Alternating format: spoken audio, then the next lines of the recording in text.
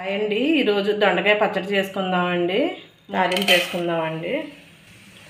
శనగపప్పు మినపప్పు వేసుకున్నాం కదండి, తాలింపు వేసేసుకుందాం. ఇంకో కూడా వేసుకుందాం. ఇప్పుడు పసుపు వేసుకుందాం. తాలింపు వేగిపోయిందండి, కొద్దిగా తాలింపు తీసేసుకుందాం. లాస్ట్ని వేసుకోవాలి కదా, ఇప్పుడు వేసేసుకుందాం. తాలింపు వేగిపోయిందండి, ఇప్పుడు దొండకాయ ముక్కలను వేసేసుకుందాం. పచ్చిమిరకాయలు కూడా వేసేసుకుందాం. తిప్పుకుని మూత పెట్టుకుందాం. మగ్గుద్ది బాగుంటుందండి దొండకాయ పచ్చడి. దొండకాయ పచ్చడి కొంచెం ఆమ్లెట్ వేసుకుని తింటే సూపర్గా ఉంటుందండి. ఇవేండి దొండకాయలు. ఇప్పుడు టమాటాలు వేసేసుకుందాం.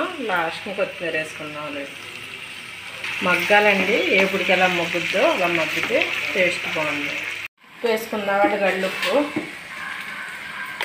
మగ్గిపోయిందండి, ఇప్పుడు కొత్తిమీర వేసేసుకుందాం. లాస్ట్ని కొత్తిమీర వేసుకుంటే ఫ్లేవర్ బాగుంటుంది.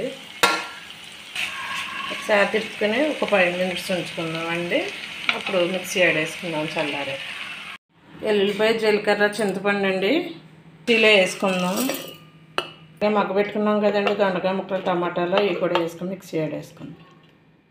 దొండకాయ టమాటా పచ్చడి రెడీ అయిందండి.